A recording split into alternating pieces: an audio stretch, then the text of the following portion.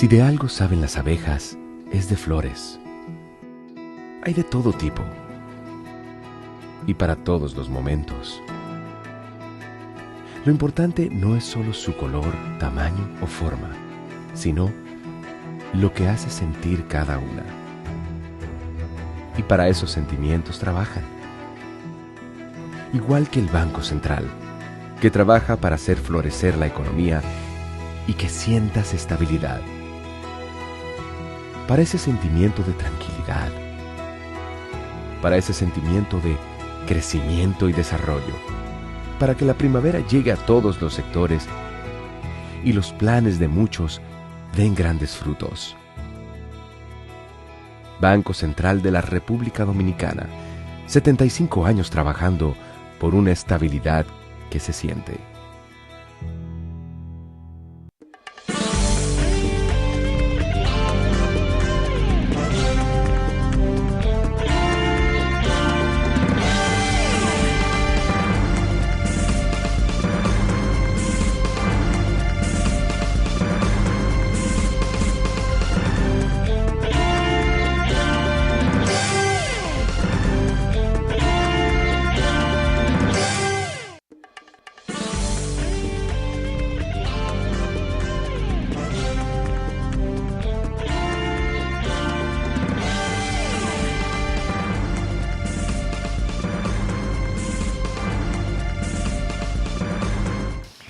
Muy buenas tardes, amables televidentes. Bienvenidos a su cita diaria, crepuscular y nocturna en Teleimpacto, que es al final de la tarde despidiendo el sol o comenzando la noche. Ponga su caridad en buenas manos. Apoye el patronato de lucha contra el cáncer de Villa González Incorporado. 809-443-8010. También el Hogar Escuela Santo Domingo Sabio. Ese también es un espacio vitalísimo para formar jóvenes que están en alto riesgo de ser convertidos en delincuentes. Gente sin oficio y sin beneficio. La delincuencia los atrae, y entonces terminan delinquiendo fuertemente, cometiendo delitos graves, sicariales, drogas, robos, atracos a mano armada, escalamiento de negocios, de propiedades, todas las maldades. Pero allí les organizan la mente, los forman como ciudadanos útiles al país. Avenida Independencia, esquina Gregorio Luperón en Santo Domingo. Bueno, hay un anuncio positivo de la economía que sigue creciendo, 4.6, el crecimiento de la economía nacional. La construcción ha sido un sector muy dinámico, más de 8 creció. Los servicios financieros también, 8 más, y no hay duda que inciden para que ese crecimiento o ese índice mensual de actividad económica, el IMAE, pues luzca esos números, 4.6, que CEPAL incluso lo ve como la posibilidad que tenemos de crecer a esos niveles también. Eso está muy bien. El agro, que es un sector muy importante porque es un sector que cubre el país y además incide en todos los habitantes de este país. ¿Por qué? Tenemos que comer. Y la parte que se produce aquí, muy importante también, pues tiene siempre que ser alta, pero relativamente baja la que estamos viendo en este gobierno. Han sido 6 años de pobreza en la producción agropecuaria. El crecimiento sumamente bajo. Ahí vi un crecimiento de 2 puntos y algo, muy bajo para agropecuaria, que siempre he dicho, el problema de la agropecuaria es del crecimiento, que el sector o el subsector que más crece es el pecuario, y donde se nota más rápido, porque los huevos y los pollos varían casi mensualmente, pueden variar. Entonces eso tiende a incrementarse, muy difícil que bajen, a menos que haya una crisis muy seria. Pero eso siempre sucede así. Entonces, un sector agropecuario que esté creciendo 2 puntos y algo es muy bajo. Vamos a ver el cuadro que presenta el Banco Central, que nos puede dar una idea. El agropecuario creció en julio 1.9, sumamente bajo. ¿Por qué? Porque de ese 1.9 debe haber un punto y algo del sector pecuario. Quiere decir que el sector agrícola, que son una variedad muy amplia de alimentos y de vegetales, frutas, etcétera, cereales, víveres, condimentos, etcétera, cebolla, ajo, etcétera. Esos números son muy bajos. Es papa. Imagínense ustedes, esos son alimentos muy importantes para el país. Los frijoles ni lo cuento porque son importados todos, prácticamente todos. Entonces, explotación de minas y canteras, menos 15.9. Indiscutiblemente que sea un factor muy fuerte para el decrecimiento, para tumbar el crecimiento. Menos 15.9, influye bastante. Manufactura local 3.7. Entonces, manufactura de zona franca creció 5.5, buen ritmo. Construcción 8.1, servicios 4.8, energía y agua 4.6. Y vamos a ver cómo está turismo. Bares, hoteles, bares y restaurantes 5.6. 8.4, servicios financieros y enseñanza 8.0. Son los sectores que más han crecido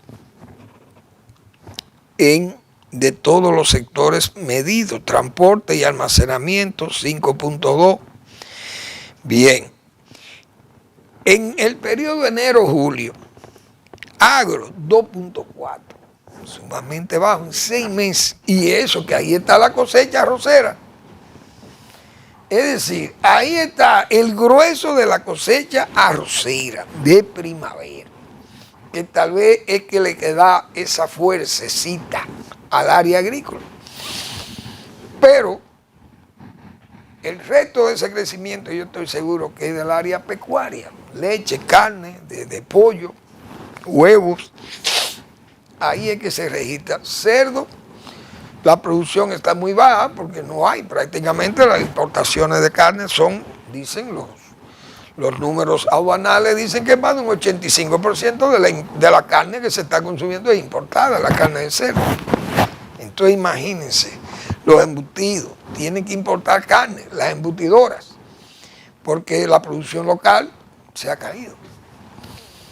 Pero el crecimiento económico siempre será muy importante. Y vi un trabajo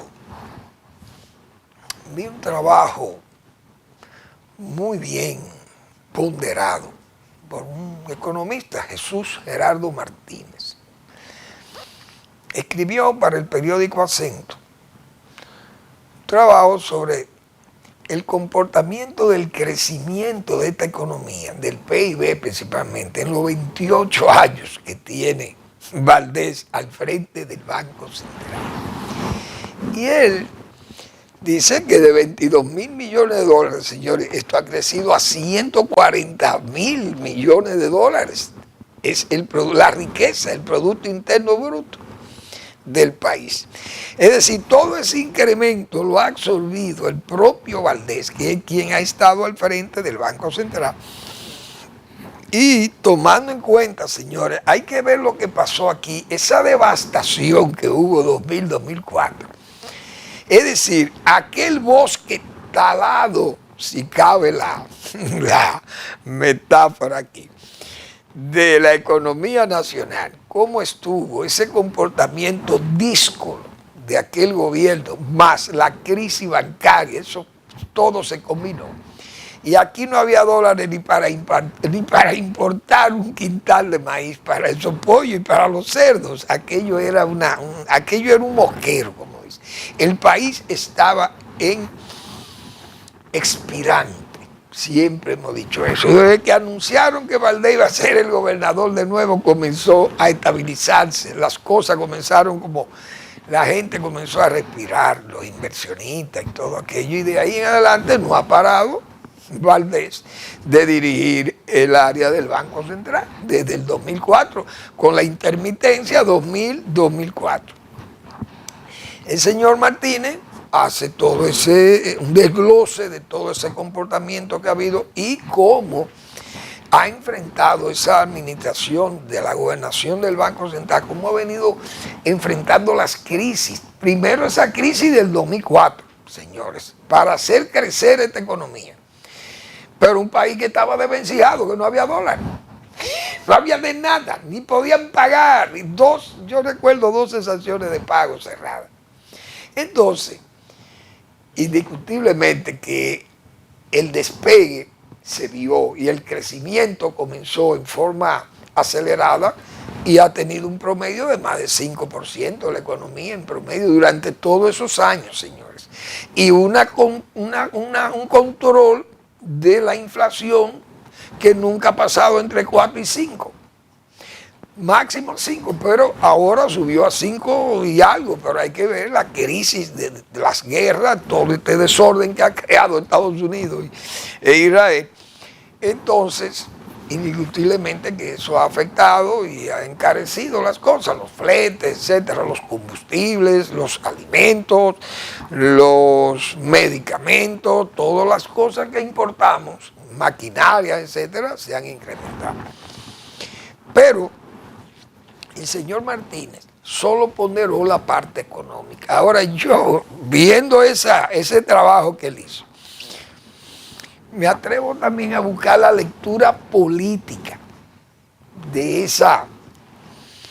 ese manejo de la economía y de la confianza y la credibilidad de tener un funcionario de la competencia de Valdés, que ha mostrado Valdés al frente del Banco Central.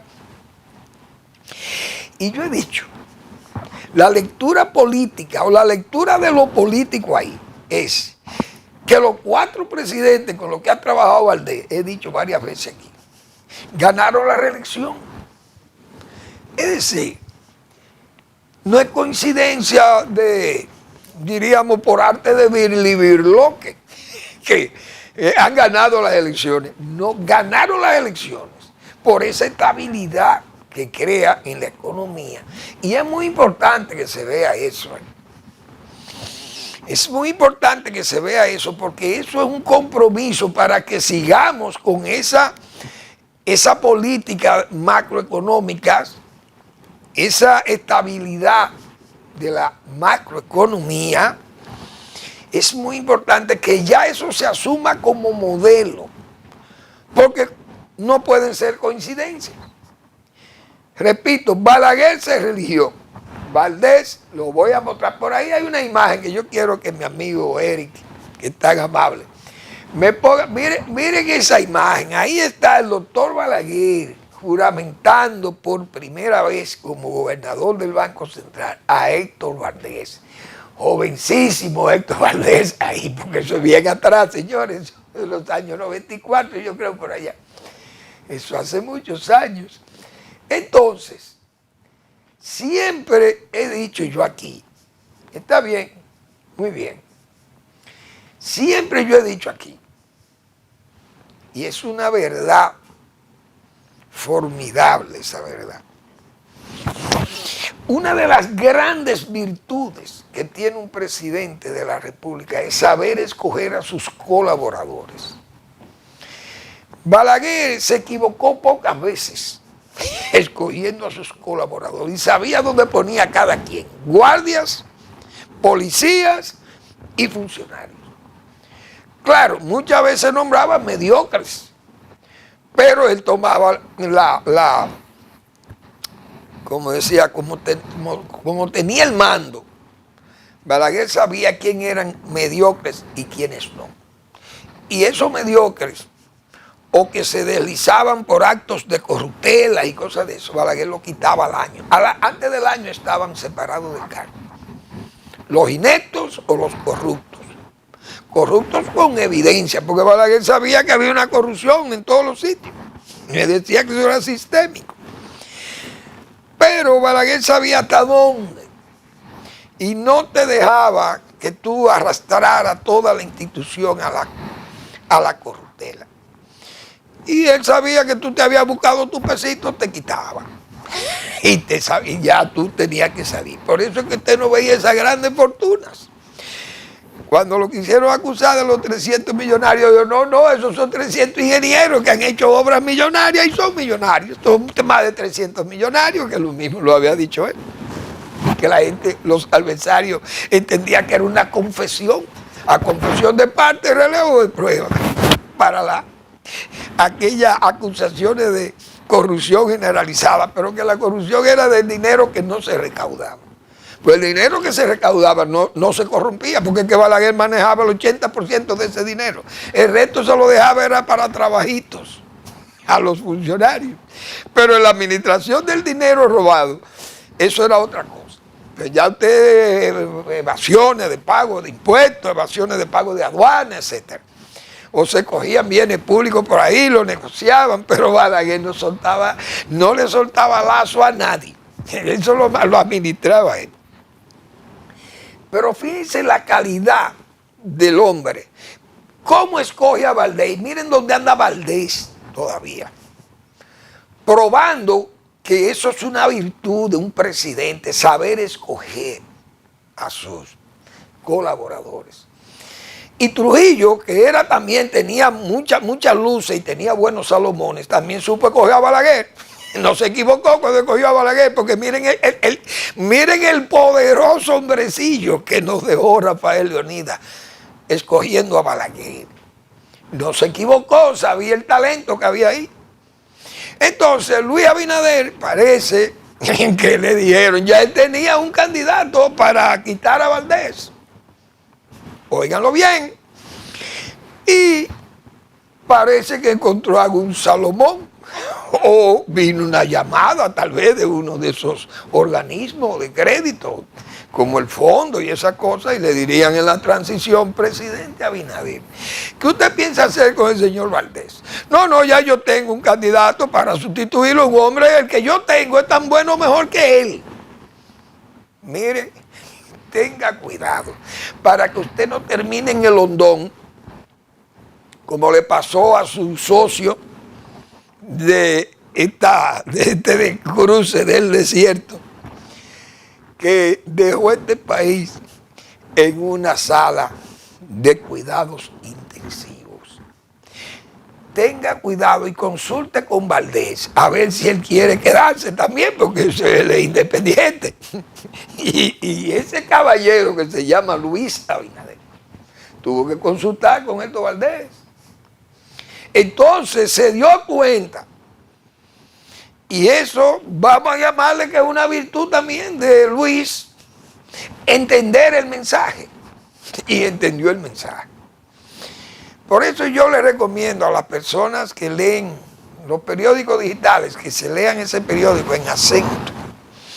Hay ese trabajo del señor Jesús Gerardo Martínez, economista, y ha hecho esa relación de esos 28 años de Valdés, de todos esos periodos difíciles, de esas complicaciones de la economía con los que hay que luchar, esos problemas de economía exterior, global, incidiendo en esta economía local, y todas las habilidades, y después de esa pandemia, cómo reactivar esta economía.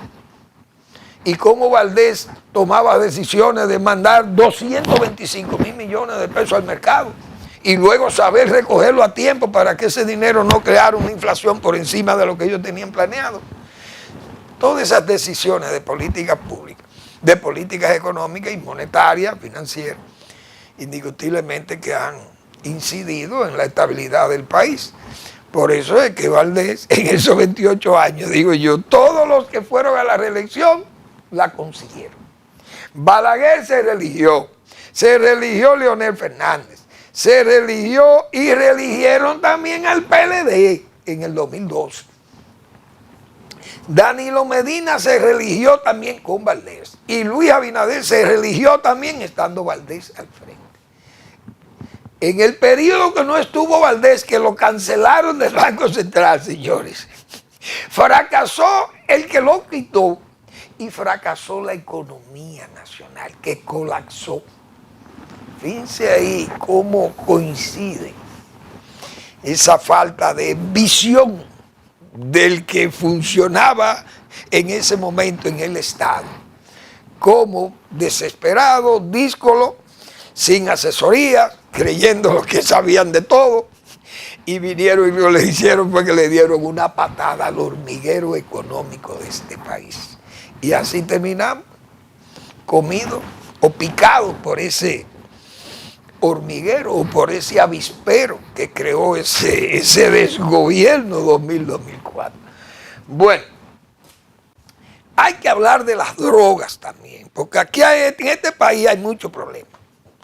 Y aquí como que la droga se ha quedado en recogen drogas, pero no se recogen a los capos pesados. Y la última vez que se recogieron capos pesados aquí fue en el gobierno de Leonel Fernández. Vamos a estar claros, tanto que se habla aquí de droga y de compromiso de la política con las drogas. Aquí, en los gobiernos de Balaguer, David Aljure Barjún, colombiano, fue detenido aquí, porque ese gobierno de Balaguer detenía, Barjún fue detenido aquí, un hombre clave creo que era de los Rodríguez Orejuela y esa gente.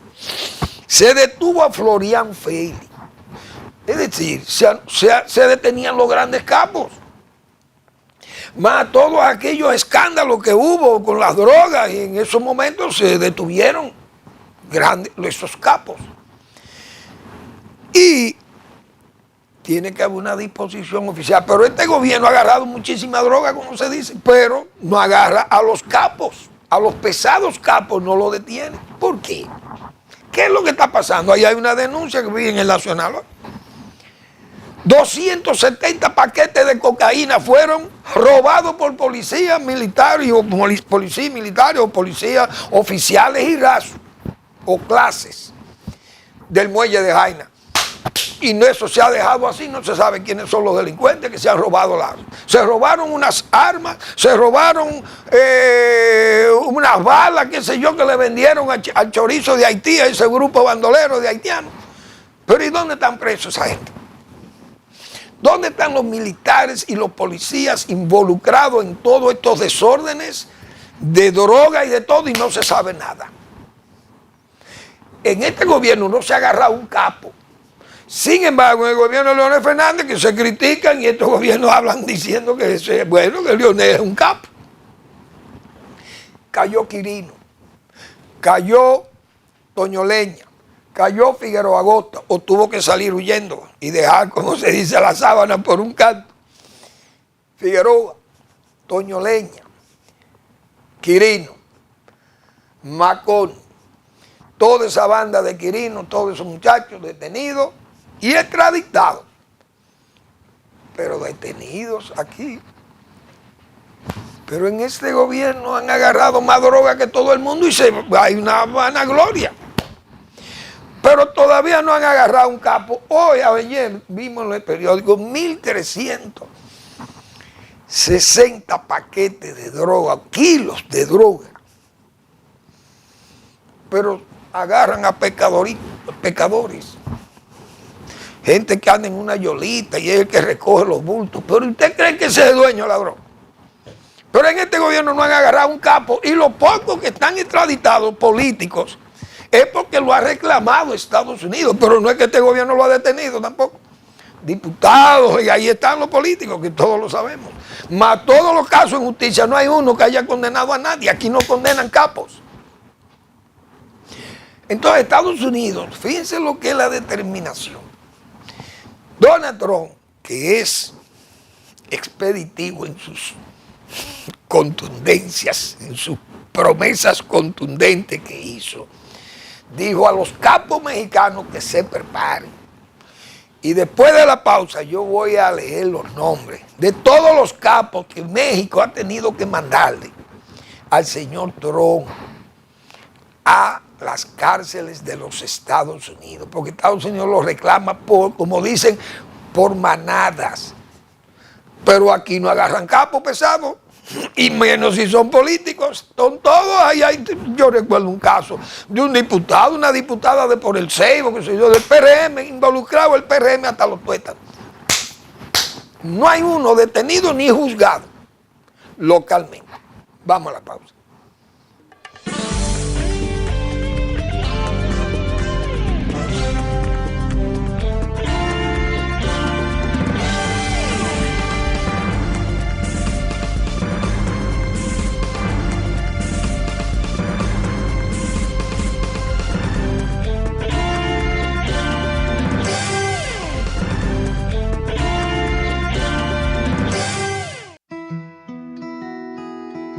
Si de algo saben las abejas, es de flores. Hay de todo tipo y para todos los momentos. Lo importante no es solo su color, tamaño o forma, sino lo que hace sentir cada una. Y para esos sentimientos trabajan. Igual que el Banco Central, que trabaja para hacer florecer la economía y que sientas estabilidad. Para ese sentimiento de tranquilidad, para ese sentimiento de crecimiento y desarrollo, para que la primavera llegue a todos los sectores y los planes de muchos den grandes frutos. Banco Central de la República Dominicana, 75 años trabajando por una estabilidad que se siente.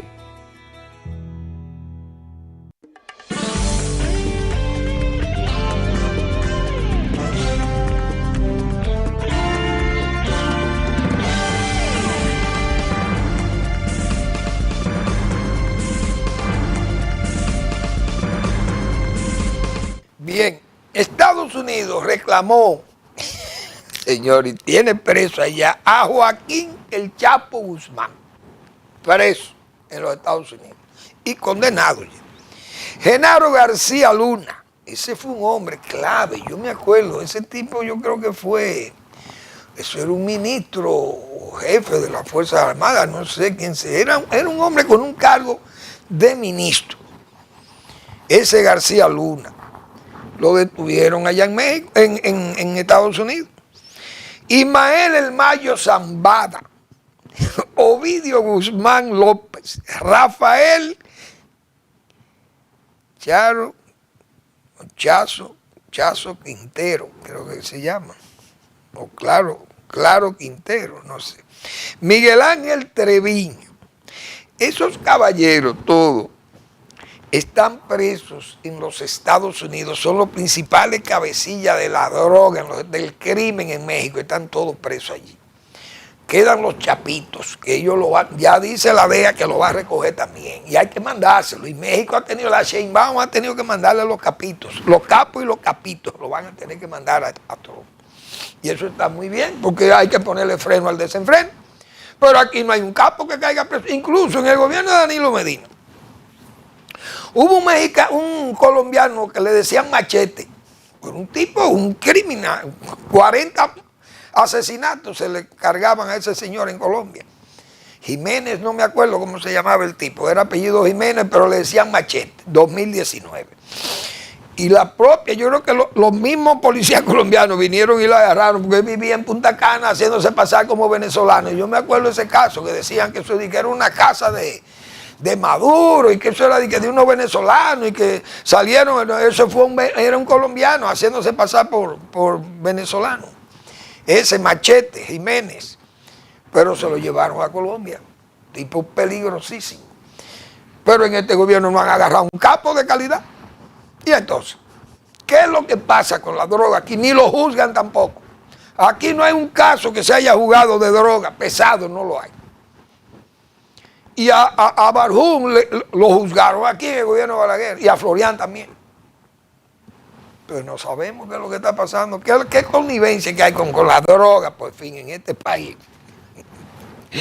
Bueno, Donald Trump, yo dije ayer que Donald Trump tiene una política de tribalismo político en Washington, por no llamarle de canibalismo político. Pero eso ha permitido negocios, muchísimos negocios turbios, oscuros en Casablanca. Eso no se sabe dónde van a estar. Hay muchísimas acusaciones contra la familia de Donald Trump.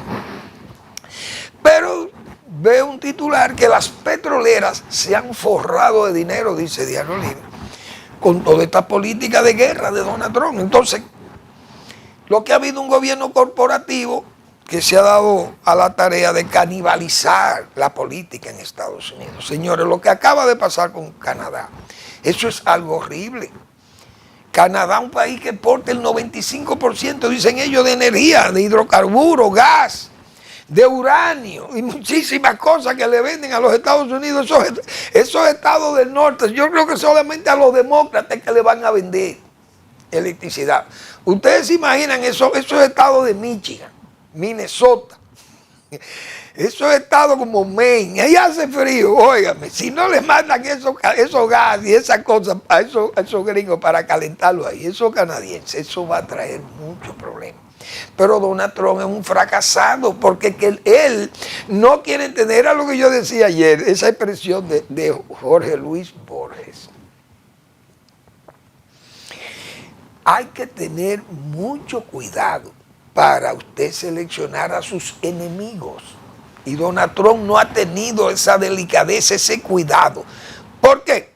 Porque decíamos ayer, señor, usted no puede decir que Canadá es un país comunista, porque Canadá es un país muy occidental, un país que ha sido vecino, hermano de los Estados Unidos, Canadá. Pero en Canadá hay americanos, o mejor dicho, gente de raza inglesa, y otros que son franceses. Pero eso no fue, eso fue un plebiscito que se hizo en Canadá para dividir a Canadá entre quebecuanos por un lado y canadienses por otro. Pero se falló en que se mantenía la unidad de ese país. Y ahí se quedaron los franceses, porque yo no sé, que Trump no sabe de historia. Porque todo el centro de los Estados Unidos, desde la Luisiana hasta Minnesota, qué sé yo, por allá arriba, eso era francés. Francia fue que se lo vendió a Estados Unidos. Dios mío. Todo ese río Mississippi, eso remontaba hasta el norte, todo eso era francés. San Luis, ¿cuáles son esos estados? Que bueno, muchísimos estados. New Orleans, eso era francés todo ahí. La Luisiana, ¿por qué que le llaman la Luisiana? No es de Luis, es de los Luis, los reyes franceses. Pero bien, Donald Trump, señores, ahora es una locura.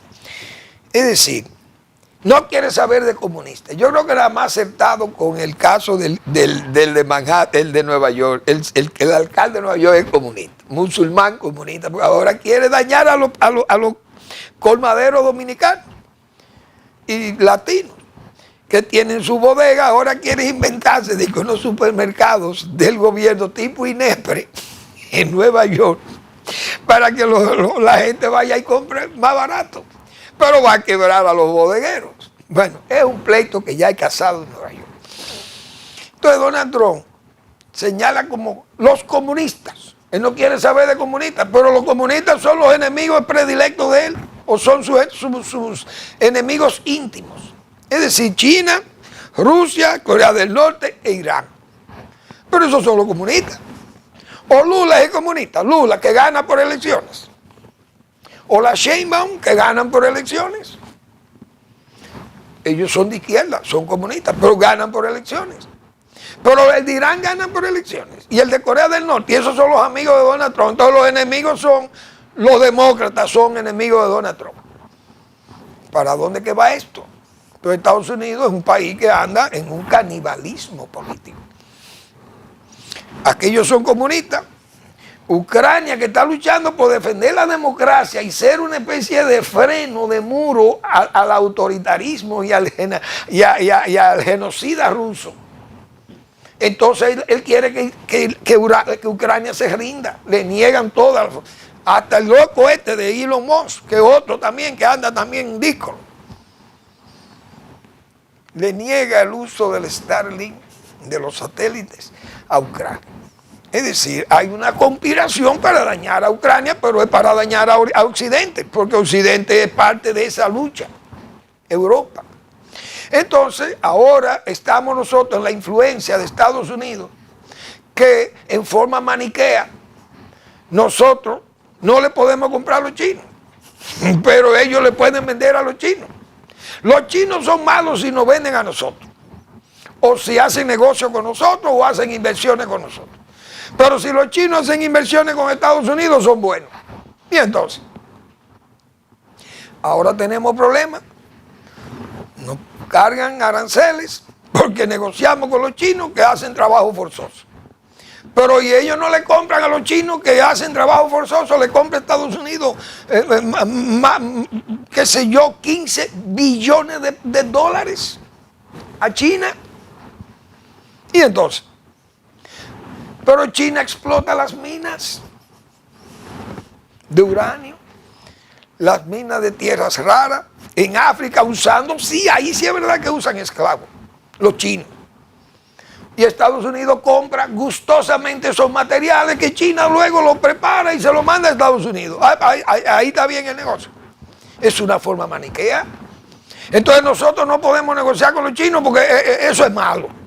Huawei, qué sé yo, y toda esa tecnología están aquí y son espías. Pero no son espías en Estados Unidos. Entonces esa política Estados Unidos tiene que cambiar eso y definir quiénes son sus amigos. Porque que Donald Trump está contrario a la expresión de Jorge Luis Borges. No ha sabido ni siquiera escoger a sus enemigos. Turquía, ese otro, autoritario también el de Turquía, queriendo ahora privar en más pro musulmán y quiere ser el líder de los musulmanes en todo Oriente Medio, quiere desplazar a Irán. Y ahora para hacerse líder, Turquía presionando a Israel, provocando a Israel. Israel, uno sabe que no lo va a atacar. Porque si lo ataca, entonces compromete a la OTAN. Que la OTAN, el artículo 5 de ese acuerdo de OTAN, si atacan un miembro, tienen que ser defendidos por los demás. Entonces Israel esperaría que Turquía ataque. Que no le gusta a los judíos eso, porque los judíos siempre dan primero, pero ellos dicen que el que da primero da dos veces. Entonces Israel tendría que esperar que Turquía lo ataque, para ellos contraatacar y la OTAN no intervenir, como hicieron con el caso de Estados Unidos e Irán. Estados Unidos atacó a Irán. Por tanto, los miembros de la OTAN no tienen que participar en eso, porque ustedes fueron los que abrieron su guerra. A ti no te han atacado. Eso podría suceder si Turquía atacara a Israel, Israel se va a defender y entonces contraataca. Pero ya la OTAN no tiene que participar en eso. Pero eso es una fanfarronería del señor de Turquía, que quiere hacer de Turquía el líder de los musulmanes, sobre la base de tener un gran poder militar, un gran apoyo de Occidente. Pero Israel son nada más chiquitos, que tengan cuidado porque pueden chocar con el muro de las lamentaciones. Pero más que eso, el Mossad, señores, ese servicio de inteligencia judío, le pone un cáncer de cabeza a cualquiera. Que tenga cuidado, Erdogan, que el Mossad lo dispara. Esa gente, esos judíos, son una cosa terrible. Bueno, la verdad que no sabemos cómo van a ser las cosas, pero he visto algunos detalles de las escuelas que se han se exhiben muchísimas escuelas y el gobierno ha exhibido, digo yo, un fracaso, una derrota, decir que hay 57 escuelas que tiene que... Porque en el momento en que se abre la escuela, es que el gobierno viene a admitir que tiene que destruir 57 centros educativos porque están en malas condiciones. Esas cosas, eso desalienta, es una derrota para las autoridades nacionales. Pero los padres tienen que mandar a los niños a la escuela, que los manden aunque no haya locales, que los niños vayan a las escuelas, porque lo que tienen que ir a recibir la clase, aunque sea debajo de una mata de mango, como decíamos nosotros aquí. Porque además, en cada escuela que tengan que hacer eso, es una denuncia contra la ineficiencia misma de las autoridades, que eso es una vergüenza. Por eso es que hemos dicho aquí, usted no puede gobernar por impulso. Cada vez que sale alguna nota en los periódicos, entonces aparecen las soluciones inmediatamente. Yo vi por ahí que el director de este periódico, Listín Diario, se ha desplazado por la parte norte de la ciudad, de la capital, y escribe un editorial, 7 veces defraudado.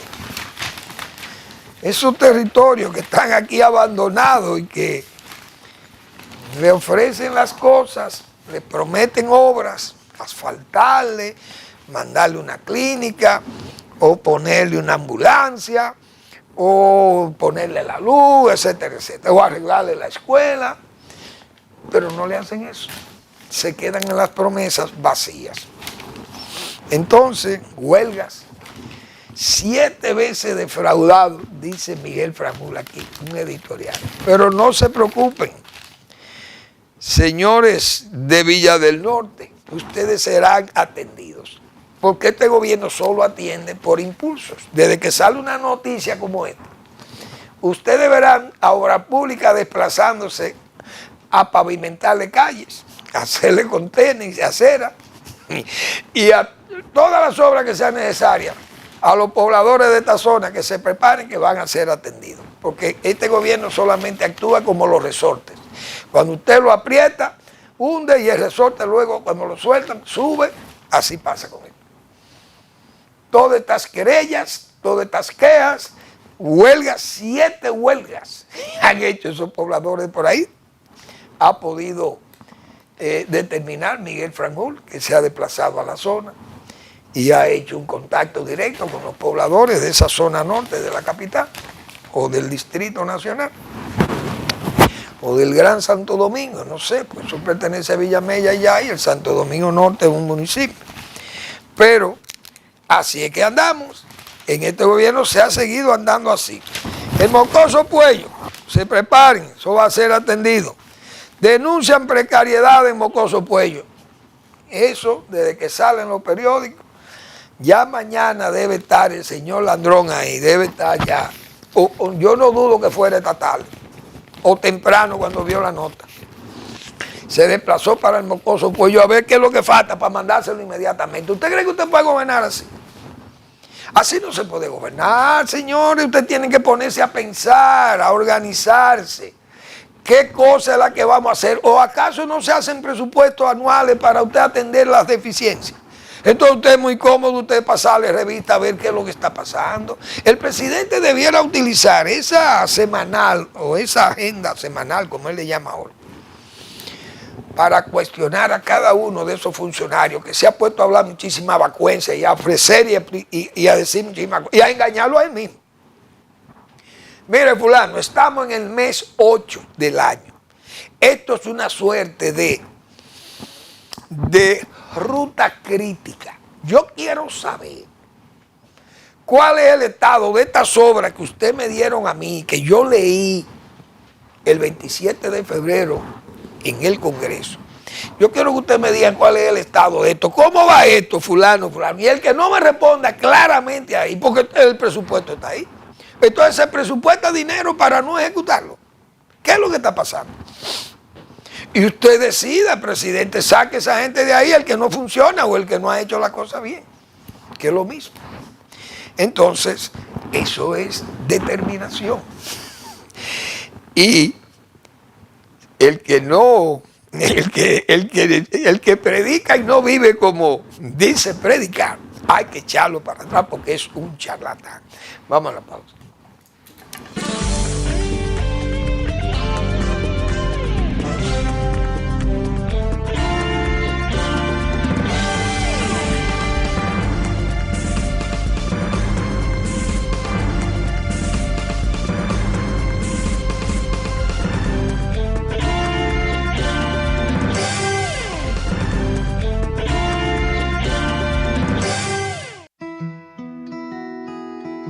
Si de algo saben las abejas, es de flores.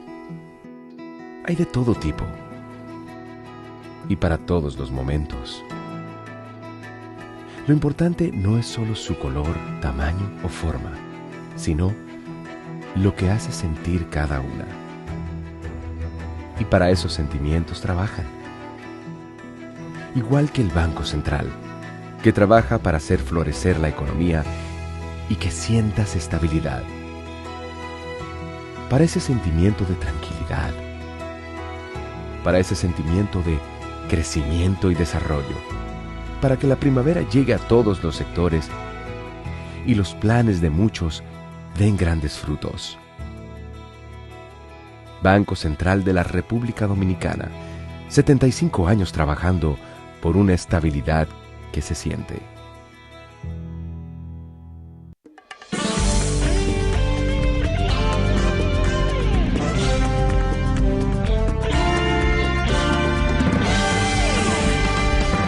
La verdad que en este país, señor, hay unos políticos que desafían la razón, digo yo.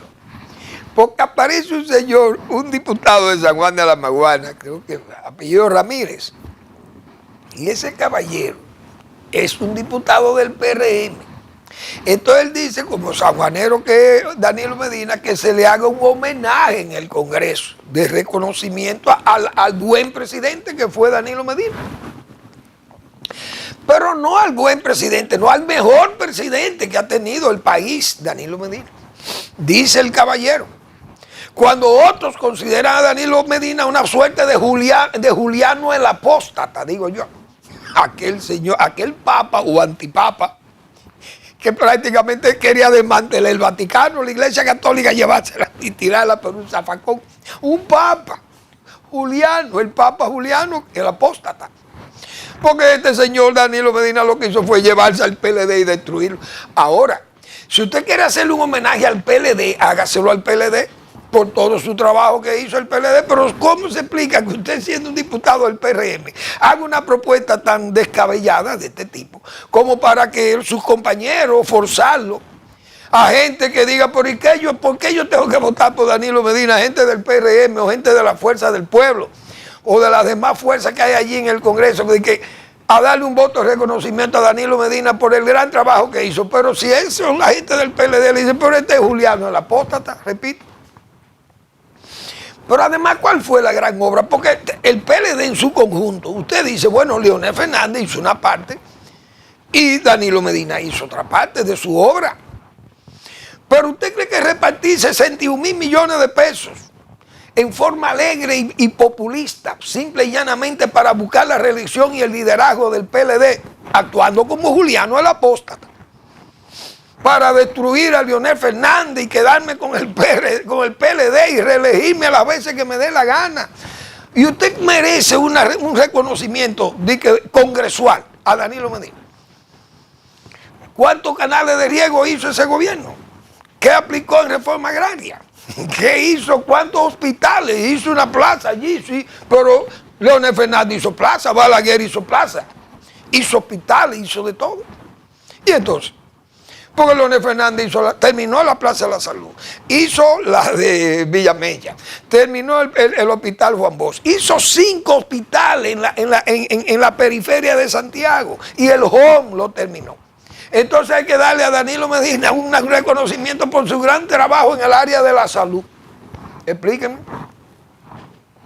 Que hizo clínica, que rehabilitó clínica, que el problema está bien, hicieron el 911, su gobierno, pero entonces denle el reconocimiento a los gobiernos del PLD. Usted reúne a Danilo Medina y reúne a Leonel Fernández y le dice, mire, nosotros le queremos reconocer su trabajo.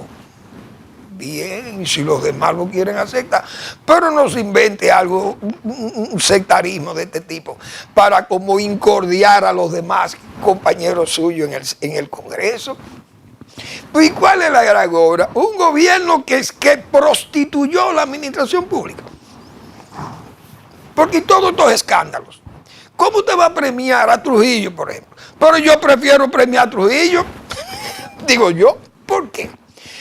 Porque los hermanos de Trujillo que tenían el poder en este país, que eran los dueños de este país, no se atrevían a cogerse una menta en ningún lado si el hermano no lo autorizaba. Es decir, Trujillo era más serio con los bienes públicos que Danilo Medina. Oigan hasta dónde yo llego. Porque Petán, bueno, era el dueño de allí, de Bonao, pero tenía que pedírselo a su hermano. Y que el hermano le dijera que sí, cógete una finca ahí, coge negro, coge aquella. Pipí, coge tú esta. Fulanito, su hermano, todo, pero los cuñados de Trujillo eran más serios que los cuñados de Danilo Medina. Hoy, ¿quién vio a esos cuñados de Trujillo haciéndose, recogiendo cosas y llevándoselas para su casa? Oh, ¿y cómo es que se llamaba este hombre? El esposo de doña Marina Trujillo, y no me acuerdo, García, José García. ¿Y usted cree que era más serio que José García, los cuñados de Daniel Medina? ¿O quiénes más? Monteagudo, creo que era Monteagudo, el esposo de japonesa Trujillo. Hoy la mujer de Petán, doña Carmita, creo que era que se llamaba. Usted, esa familia era gente de andar depredándolo todo, porque di que son la mujer del hermano Trujillo. No, si Trujillo daba luz verde. Pero esto no, los hermanos de Danilo Medina, mírenlo todo en justicia allí, pero por Dios. ¿Y cómo que? Pero eso es Juliano, el apóstata, repito, que hundió al PLD. Un partido que, señores, tenía 62%. Sacó en unas elecciones, religiéndolo precisamente a Danilo Medina, cuando ese partido lucía unido. Y ese partido cae a 37 y luego cae a 10% en las elecciones, y las representaciones municipales y las representaciones congresuales verdaderamente descalabrantes para ese partido, que lo han llevado a una condición casi de partido minoritario. Hoy ustedes pueden venir ahora con esta charlatanería, pues un charlatán, o si usted aprecia tanto a Danilo Medina, ese señor Ramírez, ¿cómo que se llama? Franklin Ramírez. Señor Ramírez, vaya, juraméntese en el PLD y déle su apoyo a Danilo Medina, cosa que está muy bien que usted lo haga. Y además, como compueblano, usted se siente bien con su hermano, que ni siquiera en San Juan de la Maguana. Balaguer no era de San Juan de la Maguana. Y lo primero que hizo fue ofrecer en las matas de Farfán, voy a hacer en la zona todo un complejo hidroeléctrico que será ejemplo para las generaciones futuras. Balaguer en las matas de Farfán, 1966. Usted oyó, señor Ramírez. Y ese caballero, desde que llegó al poder, comenzó a trabajar con el José Joaquín Puello. La presa de Sabaneta, la presa de Sabanayegua, óigase bien, la presa derivadora de Villarpando, la construcción del canal, una obra de arte serpenteando todas esas feracísimas montañas de Magueyal y de Tábara arriba, haciendo ese canal y esos sifones del canal Yaque del Surazo, bajar a Tábara, la caída de los toros, y además llegar a Tábara abajo para hacer otra presa derivadora para el canal mayor y 6 laterales para irrigar a Azua. ¿Usted cree que eso es trabajo de muchachos? Vaya y vea y valore eso para que usted vea qué es lo que se llama trabajar por una región sin ser de ahí, porque Balaguer era cibaeño de Navarrete. Y a dónde no fue ese caballero a hacer, aunque fuera una escuela o una clínica o un pequeño acueducto rural.